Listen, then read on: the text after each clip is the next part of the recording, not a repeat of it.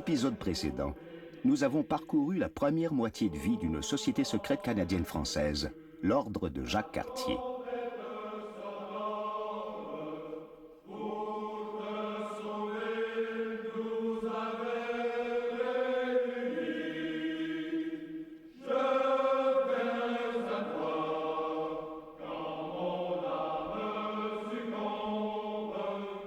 Véritable armée de l'ombre, vouée à la protection et à la promotion des intérêts de la nation, elle sera pourtant constamment déchirée par des tiraillements internes.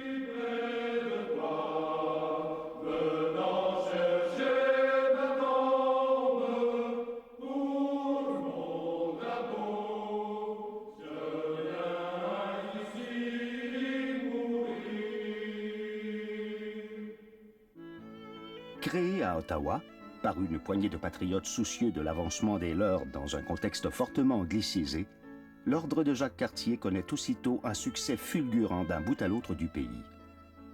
Par la seule force du nombre, le Québec compte bientôt 80% des membres, et ceux de Montréal en particulier subissent très mal la férule de la chancellerie outaouaise. L'Ordre de Jacques Cartier se nomme couramment la Patente, puisque ses membres, initiés au cours d'un rituel copié de leurs adversaires francs-maçons, sont tenus au plus grand secret quant à l'existence même de cette confrérie et de ses activités. Toutes les consignes viennent d'en haut et sont exécutées sans discussion en bas.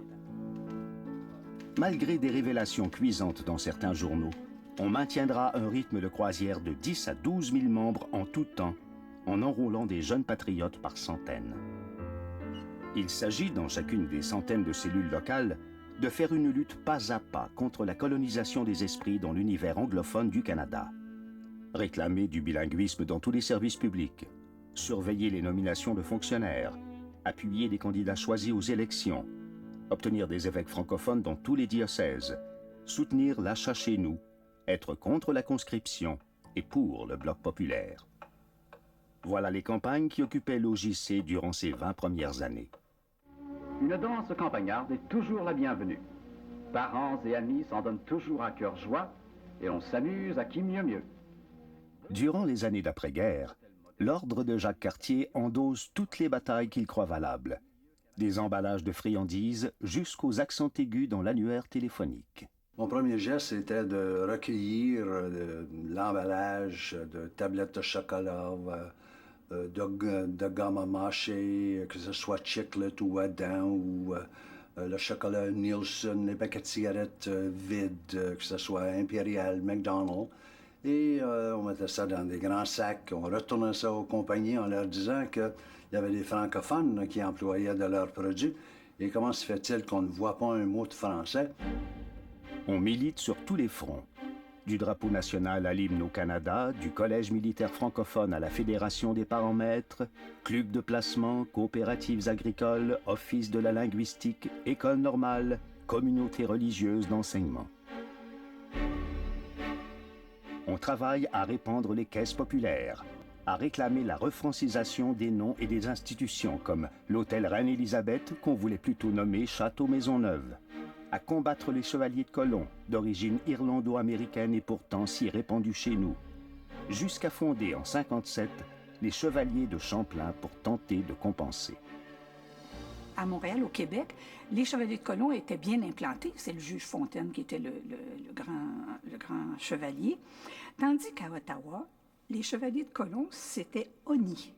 On ne les appelait jamais les chevaliers de colon, on les appelait les Kiovsi, l'abréviation Knights of Columbus, pour bien montrer que c'était des ennemis. Pourquoi? Parce que le diocèse d'Ottawa était aux prises avec des graves problèmes entre catholiques francophones et anglophones et à l'Université d'Ottawa et au sein du diocèse.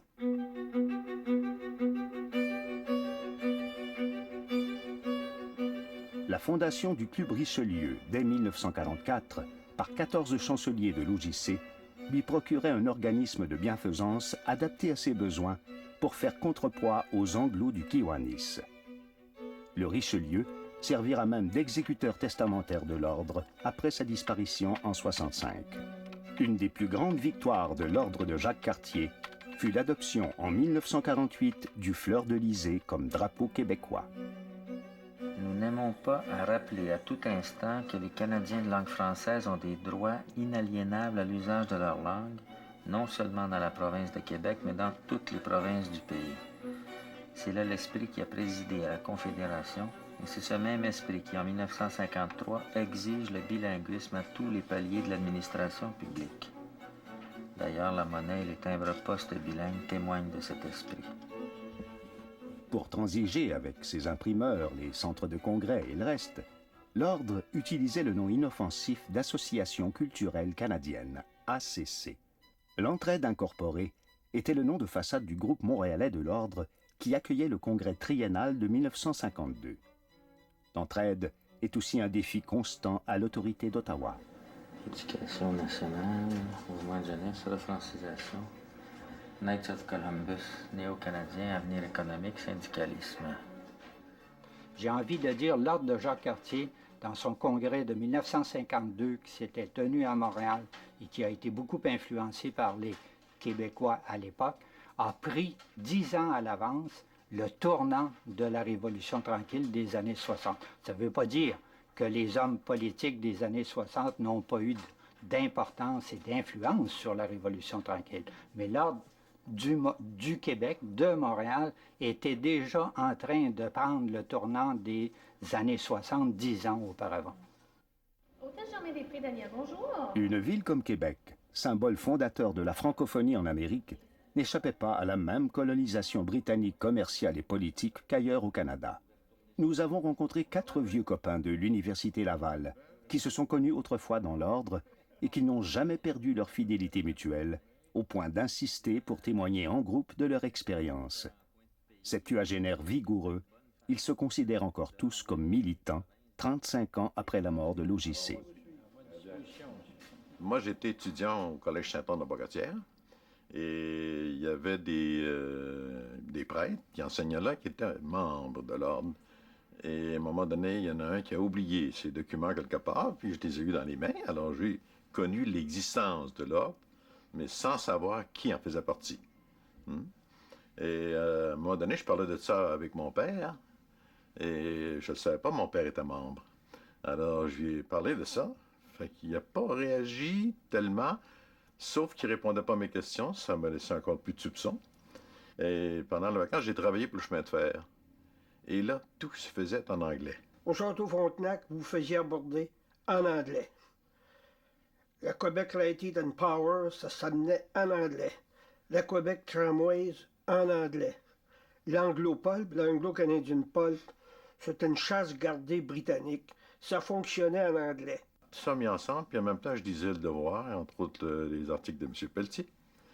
Et ça stimulait un peu mon nationalisme.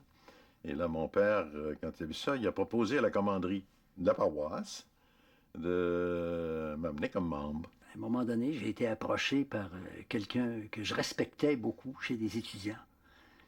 Si ce n'avait pas été celui-là, je ne suis pas sûr que j'aurais accepté. Quelqu'un que vous nommerez pas. Exactement. Je peux donner mon nom comme étant membre, mais c'est le choix de chacun de le publier. Et pourquoi? Je donne rien que l'exemple d'un de mes fils qui, à un moment donné, a commencé à déblatérer contre l'Ordre. Mais je lui ai expliqué que c'est peut-être le mouvement auquel j'ai été le plus fier d'appartenir dans ma vie. Outre les enjeux politiques ou nationaux qui faisaient notre pain quotidien en tant que membre de l'Ordre, il y avait les enjeux sociaux aussi. Vous en avez signalé tantôt, la place du clergé, la place de l'État. Et ça a donné lieu à des discussions très, très, très fructueuses entre membres de l'Ordre et au sein de l'Ordre. Je pense que lorsqu'on était membres de l'Ordre ensemble, là, dans la commanderie, on a livré certaines batailles qui nous ont unis. Et puis on a développé une amitié, je pense. Et on s'est fait confiance à ce moment-là, puis ça a demeuré, tout simplement.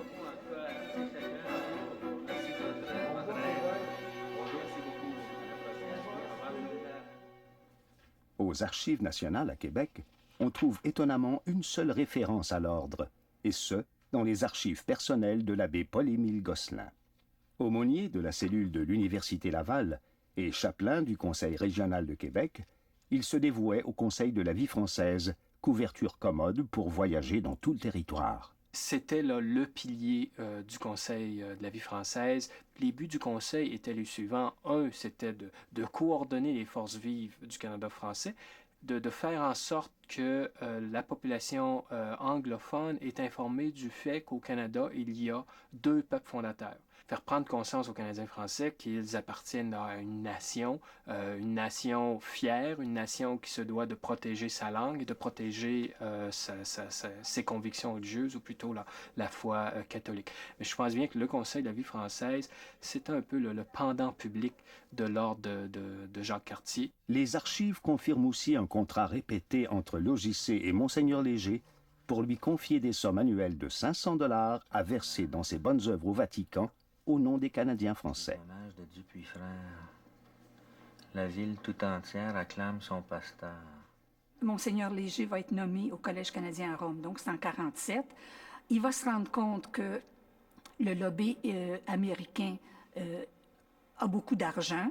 Alors, il va demander à l'ordre de l'argent pour pouvoir faire des représentations. Parce qu'à l'époque, il fallait avoir des personnes qui connaissaient les bons rouages au Vatican. Des carrières publiques spectaculaires ont été soutenues, sinon lancées par l'OJC. C'est l'ordre qui réclamait et soutenait l'enquête sur la moralité qui a propulsé l'avocat Jean Drapeau, son ancien candidat du Bloc populaire, au rang de célébrité à Montréal.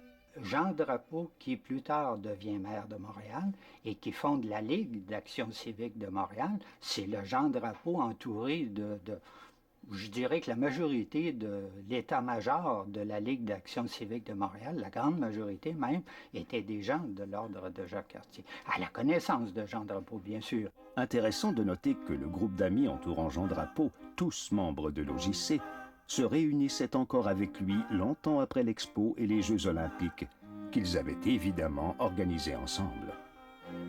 Nul doute que l'ordre savait reconnaître qui saurait lui être utile.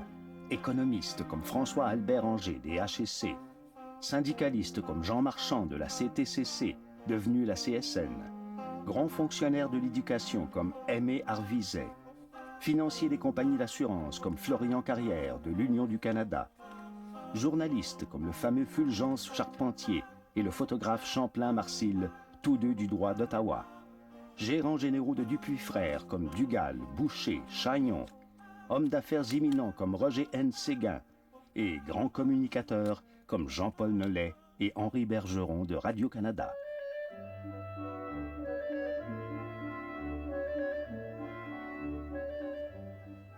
L'an 2000 marquait la date d'une certaine libération des archives de l'OJC. On pourra enfin commencer à tracer une histoire globale du mouvement par les documents internes. Le grand public peut désormais, sur demande, se présenter aux Archives nationales à Ottawa et se retrousser les manches. Mais la tâche menace d'être gigantesque. Mais là, je vois des chiffres, 173 contenants. Oui, c'est beaucoup de volume en effet. En fait, vous pouvez même accéder de chez vous par Internet à cette même description des fonds d'archives.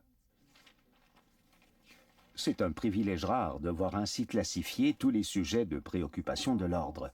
Les personnages, les journaux, les enjeux de société, les études sur toutes les positions politiques à défendre, le recrutement et la discipline dans l'ordre, les commandes d'accessoires cérémoniaux et d'imprimerie. L'OJC noyaute et influence absolument tout sur son chemin. Société Saint-Jean-Baptiste, commission scolaire, terrain de jeu, Ligue du Sacré-Cœur, Jeunes Canada et Jeunes Laurentiens, ACJC, JEC et JOC, syndicat CTCC, comité de moralité et Ligue d'action civique. Rien ne doit être laissé au hasard. Le rouage des journaux servait à transmettre les mots d'ordre de la chancellerie jusqu'au grand public. L'éditorialiste et directeur du Devoir Gérard Filion dit ne pas s'en souvenir, mais en 1952, il a pratiquement solutionné à lui seul la grève de Dupuis frères dans un sens franco-catholique. J'avais pas besoin de recevoir des ordres de l'ordre pour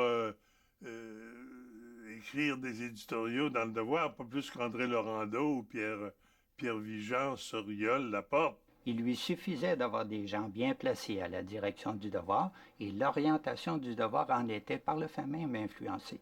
C'est comme ça qu'ils ont agi dans la plupart, je dirais, des journaux influents des années 40, 50 particulièrement. Situation cocasse et inconfortable, Filion, en tant que directeur du devoir, était le patron de Pierre Vigeant, éditorialiste en poste à la Colline parlementaire. Devenu grand chancelier de l'OJC de 54 à 58, Vigeant consacra son règne à la campagne de refrancisation. Je savais qu'il exerçait une fonction très importante à Ottawa. Bon. Et puis, sa production dans le journal Le Devoir était sporadique et pour ne pas dire médiocre. Alors, à certains moments, j'étais de mauvaise humeur, mais lui était pris. C'était le grand chancelier, je pense. C'était le numéro 1 de l'ordre. Alors, tout son temps passait à s'occuper des affaires de l'ordre et puis le devoir était négligé. À Ottawa, on était carrément étrangers.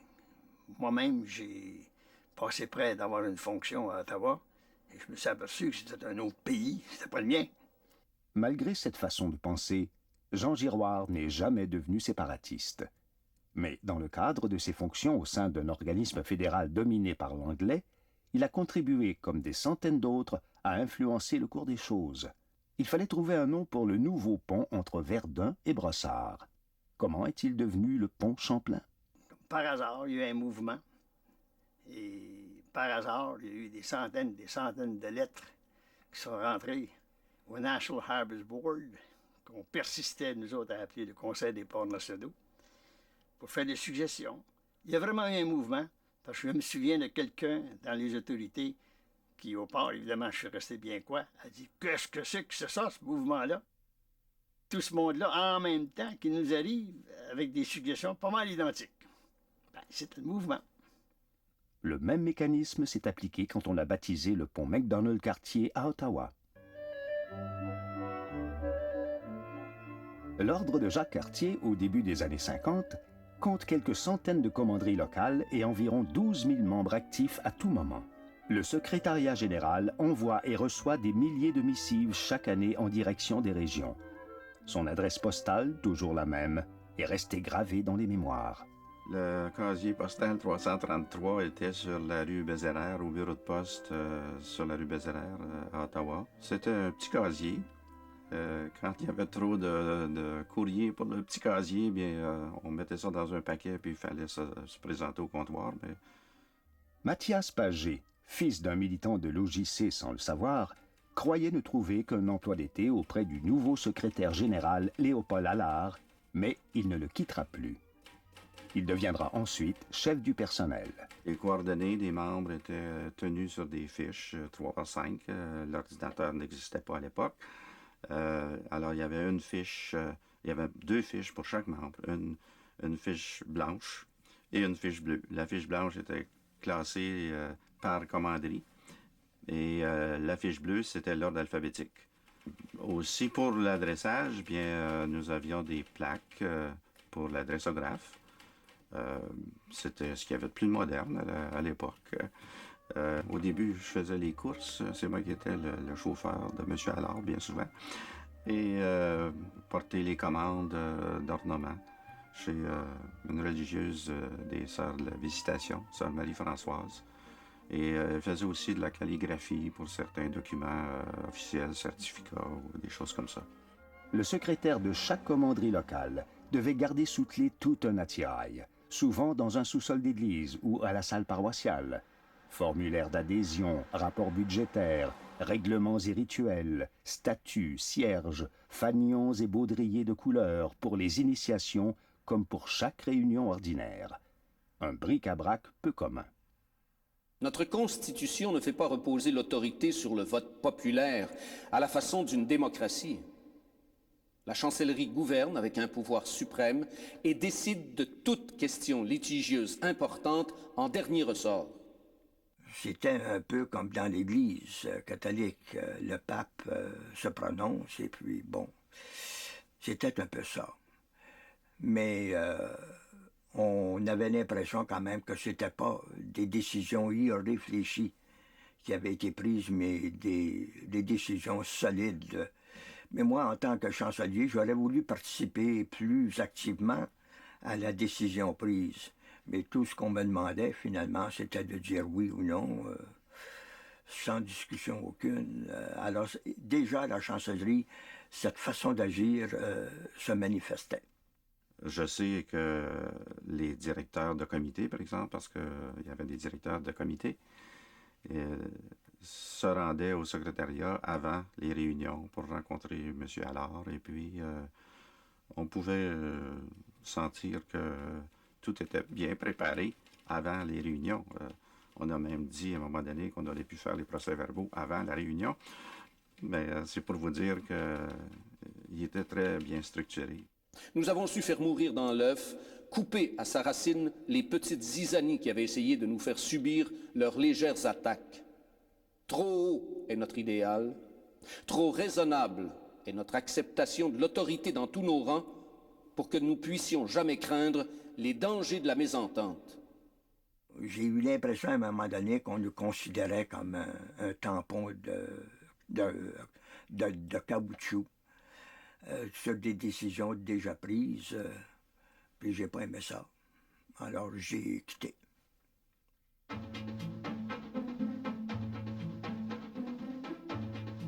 Il existe à Gatineau un centre de protection des archives canadiennes totalement futuriste.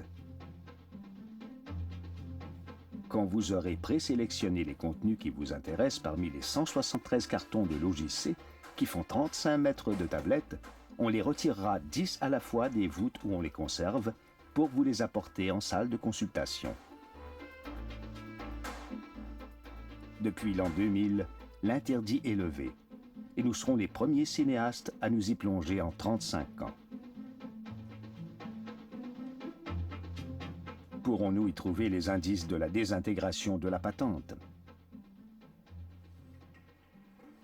J'ai commencé à sentir, par mes contacts sporadiques avec l'Ordre, qu'il y avait une scission entre les Québécois, surtout Montréal, et la chancellerie à Ottawa. Ça a coïncidé avec le mouvement, avec la montée du mouvement séparatiste dans le Québec. Dans les années 50, beaucoup des fondateurs originaux de l'Ordre sont encore en autorité, et cela fait 25 ans. Les temps changent, et les chanceliers auront de plus en plus de mal à l'admettre, face au Québec qui s'affirme.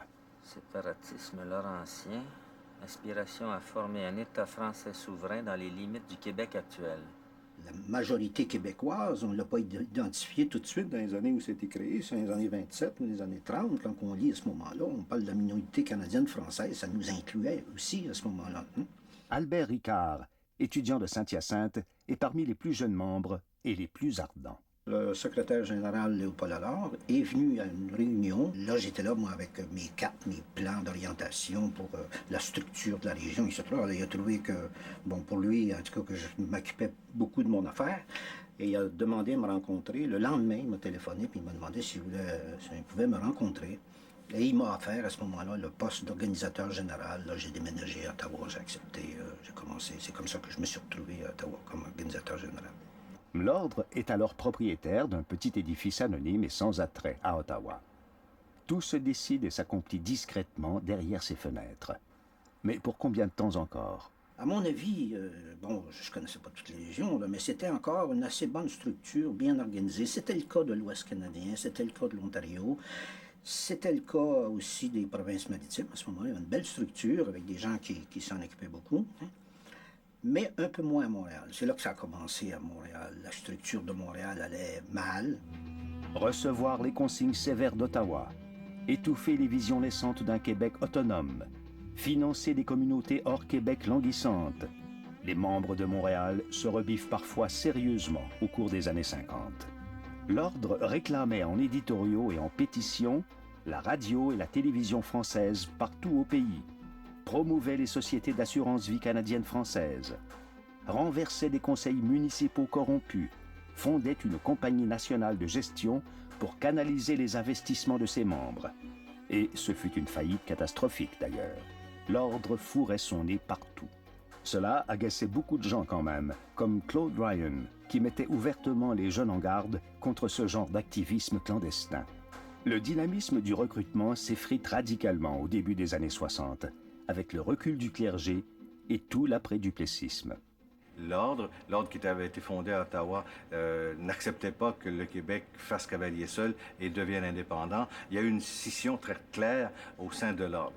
Deuxièmement, avec la scolarisation, avec les progrès de la scolarisation, beaucoup d'acteurs qui avaient connu la patente dans les années 50 n'acceptaient plus ce style de combat secret, n'acceptaient plus aussi ces mots d'ordre, cette forme d'intransigeance aussi, et parfois des éléments qui semblaient un petit peu bondieuxards. Les fervents de Montréal voudraient réformer l'OJC, mais ils sont largement minoritaires à la chancellerie. Le nouvel organisateur, Albert Ricard, est envoyé pour démanteler leur conseil régional. Loin de saper le pouvoir grandissant du leader local Rosaire Morin, les résistants se radicalisent autour de lui. Ça l'a démobilisé les gens à ce moment-là. Et là est arrivé celui qui était le CR le plus important, dans lequel siégeait Rosaire Morin comme secrétaire à ce moment-là. On poussé pour recréer une structure régionale à Montréal. Ça s'est fait. Et Morin en a pris la direction à ce moment-là. Rosaire Morin était tout à fait dans son rôle à la direction de l'Ordre de Jacques-Cartier de Montréal. Ça ne le chagrinait pas du tout de ne pas avoir de structure démocratique. Un personnage assez fruste, qui ne vous regardait jamais dans les yeux, qui avait toujours le cou croche comme ça ou comme ça, qui fanatique, avec laquelle c'était très difficile de raisonner.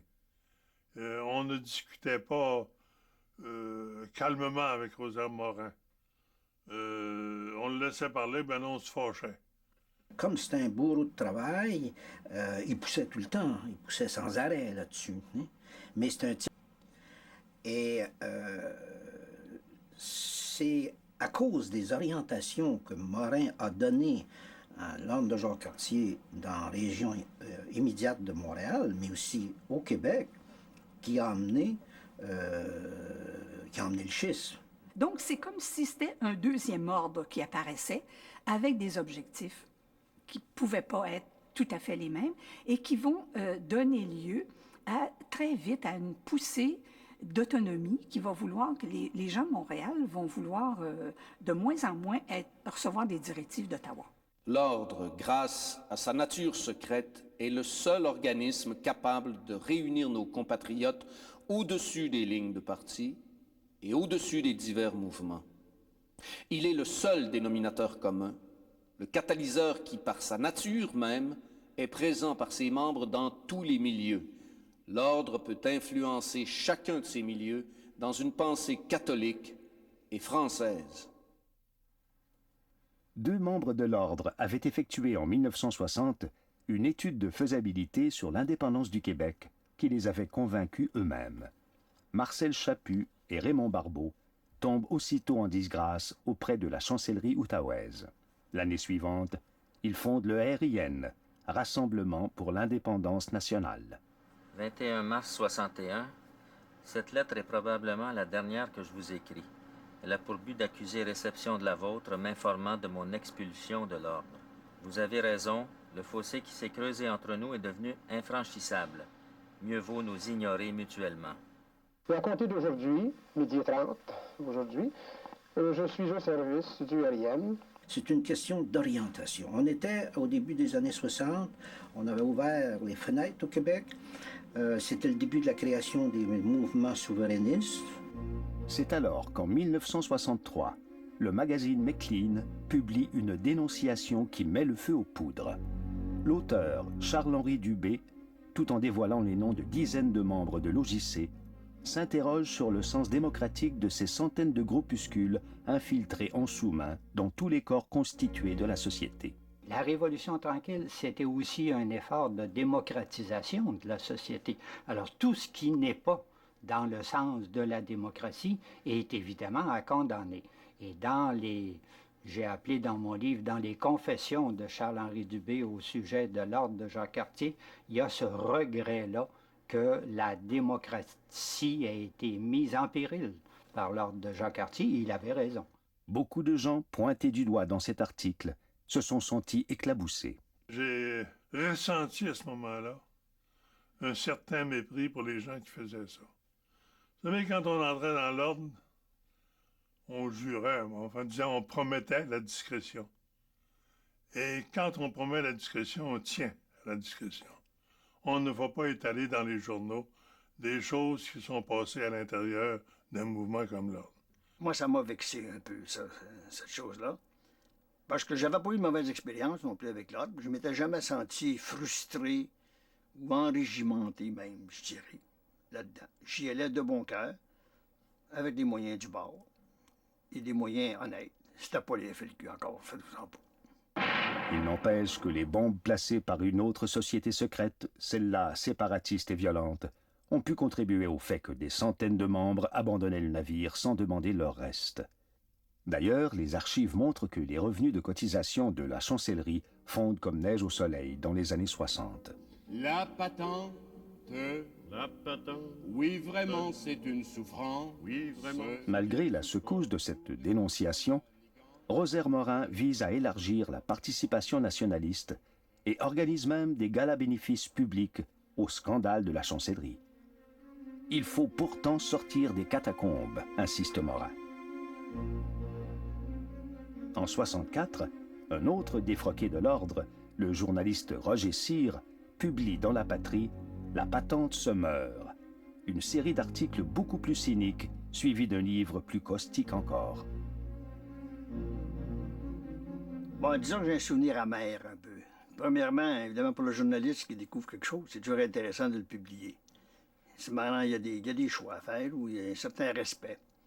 Et surtout que celui, si ma mémoire est bonne, qui avait lancé ça dans le public, il était quand même un type qui avait participé à l'ordre. Il en avait été membre, sans aucun doute. Donc, il manquait, au départ, à sa promesse de ne pas révéler les petits secrets, dans le fond, quand on y pense. Maintenant que le voyage est fini, vous allez remonter à la lumière. Ah, tant mieux. Qu'est-ce qu'on devra faire quand on sera à la lumière? On fera comme tous ceux de l'ordre Jacques Cartier. On va rentrer dans l'ombre. Monsieur le ministre, pouvez-vous nous parler de la patente? Évidemment, parler de la patente, pour moi, c'est facile. Vous me connaissez bien. Plus un problème est obscur, plus je le rends lumineux. Il faudrait certainement des mois entiers pour éplucher ces archives de l'ordre où les factures de chauffage côtoient certaines études politiques audacieuses. Tout n'a pas la même valeur. Et puis, est-ce qu'on transgresse ou non le serment de discrétion prêté par d'autres? C'est pas ça l'histoire maintenant. Le mouvement n'existe plus, par conséquent, on n'a plus de fidélité vis-à-vis du mouvement. On n'a plus, pas le serment, mais enfin la promesse de discrétion n'est plus valable. Alors on peut en parler très simplement. Le torchon brûle sérieusement entre Montréal et Ottawa. Par exemple, un manifeste canadien-français écrit par Jean-Marc Léger en 1962 et proscrit par la chancellerie se voit largement diffusé chez les membres par Rosaire Morin. Des idées fondamentales de ce document se retrouveront plus tard dans le programme du Parti québécois. La nation canadienne-française est ainsi conviée par l'histoire à redéfinir aujourd'hui sa place en Amérique du Nord, à préciser ce qu'elle entend être et à savoir ce qu'elle doit accomplir pour atteindre ses objectifs. Lorsqu'il y a eu ici, au Québec, dans les années 64, dans l'hiver 64, une prise de position pour la création des États associés, qui était faite devant les membres de l'ordre, où il y avait beaucoup de monde. Ça s'est fait à Montréal, ça s'est fait à Québec. Ça allait contre la position traditionnelle de l'ordre de Jacques Cartier, qui était dominée par des gens, particulièrement par des gens de l'Ontario, pour des questions pratiques qu'on disait, là. Mais la direction était vraiment dominée à ce moment-là. Hein. Et c'est ce qui est devenu inacceptable, je pense bien. Hein.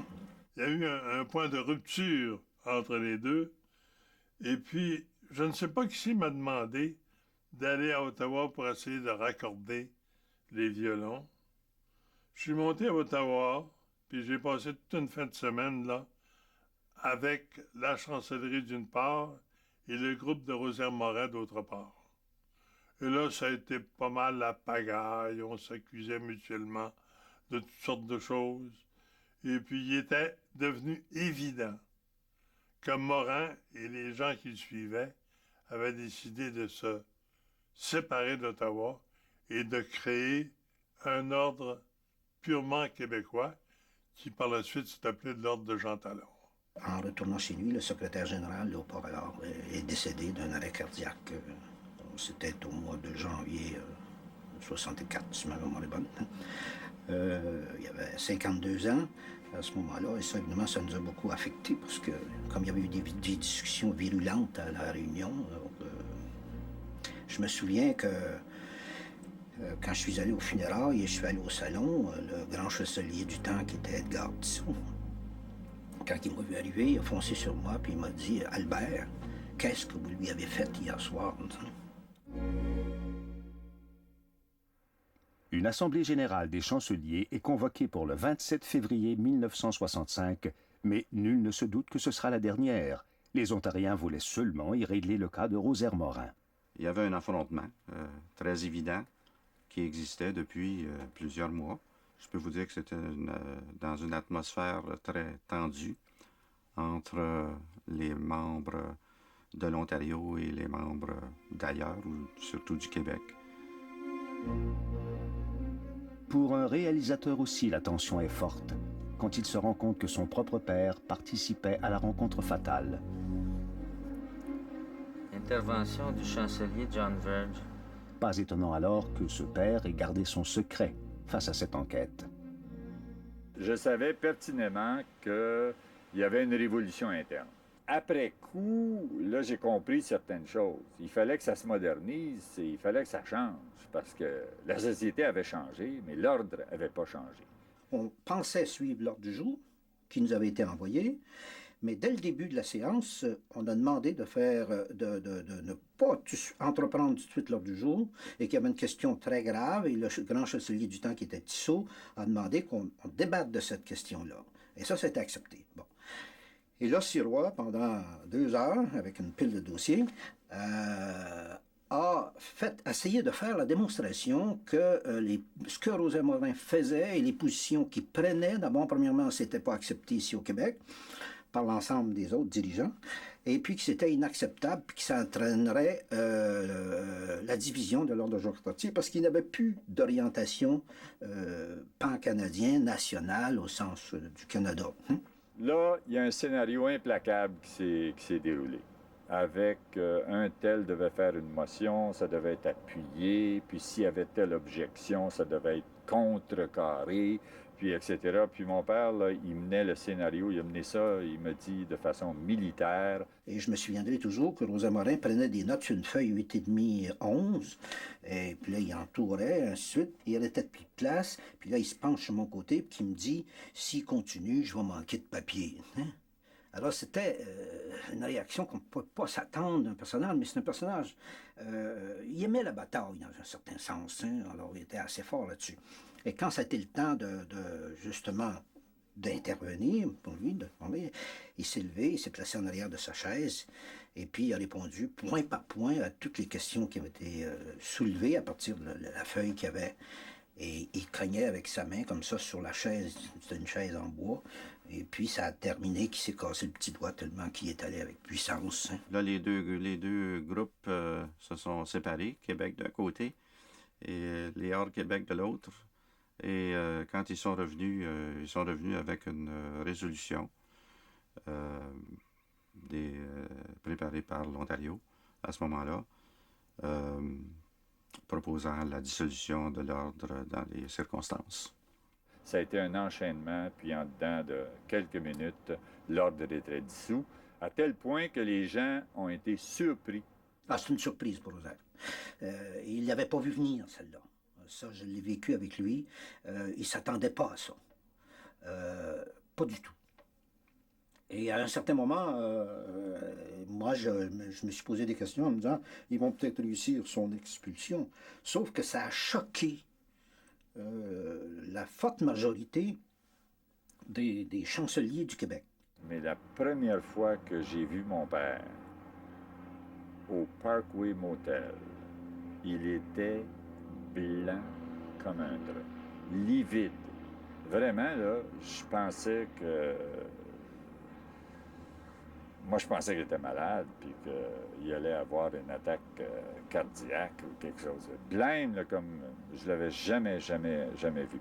Durant la nuit qui a suivi, je pense, moi je n'étais pas là, on a rédigé le texte d'un télégramme envoyé à la presse. Et on m'a remis, le lendemain, on m'a remis ce texte-là envoyé. Les administrateurs de cette société ont décrété sa dissolution. La direction de l'ordre croit qu'il s'est employé avec désintéressement à servir les intérêts supérieurs de la nation canadienne-française et se glorifie de léguer à celle-ci une floraison d'œuvres et de réalisations positives qui lui survivent. L'ordre de Jacques Cartier se saborde en catastrophe et donne naissance à 4 sections régionales assez démoralisées. Au Québec, l'ordre de Jean Talon ne fera pas vieux os, car Rosaire Morin se donnera plutôt corps et âme avec son entourage dans l'exercice démocratique à ciel ouvert des États généraux du Canada français. Un ordre de la Renaissance créé par d'autres anciens ne lèvera jamais. Vous savez, vous assistez à une organisation qui avait quand même joué un rôle, à mon avis, important. Vous assistez à une période où c'est démantelé, alors donc ça a un impact. On était plutôt triste de tout ça. Hein? On avait beaucoup de regrets. C'était la consternation générale. Parce que pour eux autres, là, c'est la fin d'une histoire. C'est 40 ans d'histoire là, qui se termine. À tort ou à raison, c'est ça qui se termine. Les fanatiques séparatistes ont mis la hache dans l'ordre de Jacques Cartier parce que ça n'allait pas assez loin, quant à eux, pour l'indépendance du Québec. Et ça se sentait déjà, ça, Duceppe était là, puis quelques autres, là, au congrès de... Là, vous me rappelez des choses il y a longtemps auxquelles je n'ai pas pensé, mais ça se sentait déjà, ça. Et ça n'a pas fait long feu par après. On s'est empressé en 60 d'acheter le bébé avec l'eau du bain, selon l'expression populaire. Et on a peut-être détruit certaines choses qui pouvaient être encore valables ou utiles, quitte à les adapter, par exemple. Ça, c'est une autre histoire.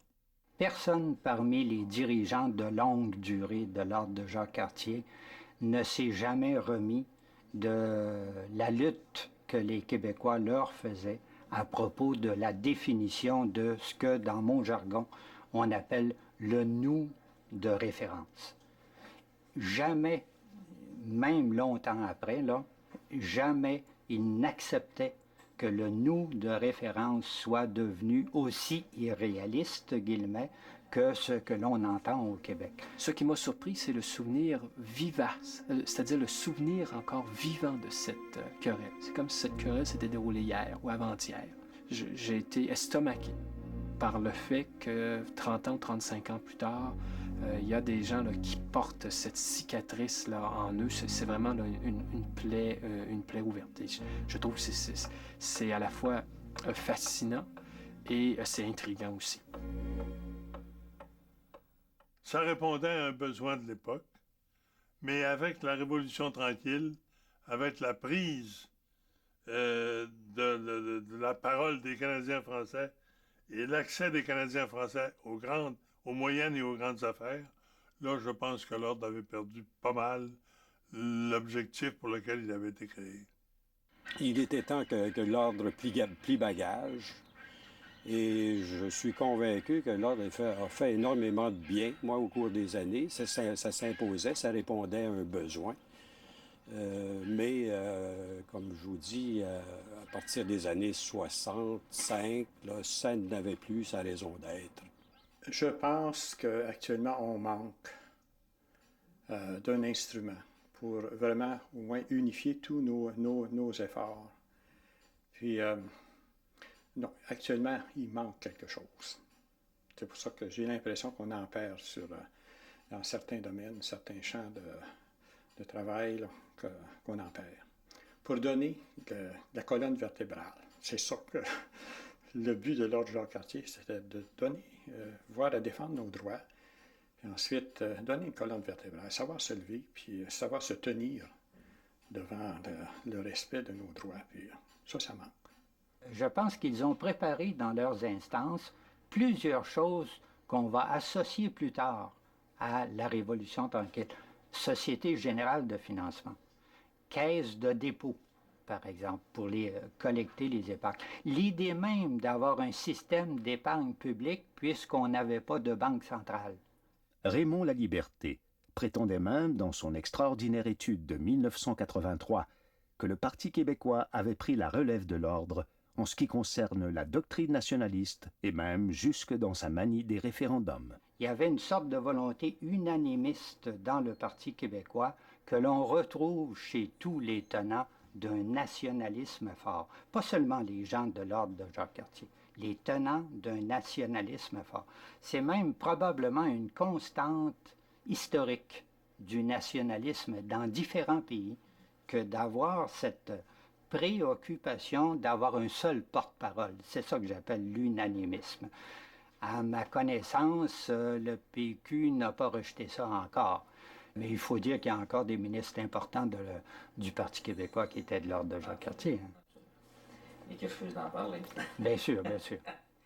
Ça a donné un peu de fierté à beaucoup de monde en leur expliquant les affaires, puis en faisant poser des gestes. C'est toujours bon. Même Édouard Montpetit, il disait qu'il était un grand homme. Édouard Montpetit, il disait, pour un petit peuple, pour un groupe, c'est toujours bon l'association.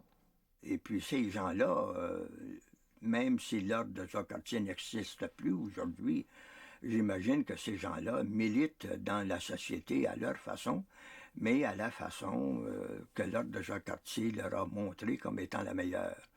Alors, si vous parlez à des gens qui ont appartenu à la patente, vous sentez tout de suite là qu'il y a quelque chose de solide en cette personne-là. Il y a certainement un sentiment de loyauté qui existe chez beaucoup d'anciens dirigeants de l'ordre. Pas seulement parce qu'ils avaient fait serment de ne pas révéler ce qu'ils allaient vivre dans l'ordre, mais parce qu'ils y ont cru vraiment. Et quand on croit vraiment à une organisation, il est rare, à moins qu'on en ait été tellement déçu en sortant, il est rare que l'on marche sur les orteils de cette organisation-là ou qu'on lui crache au visage. C'est une bataille qui ne sera jamais finie, Je pense à M. Trudeau hier qui disait que son jeune Justin disait « Maintenant, c'est à nous de continuer ». Et je crois que pour les Franco-Ontariens, c'est à nous de continuer. Qu'est-ce que nos ancêtres ont commencé secrètement.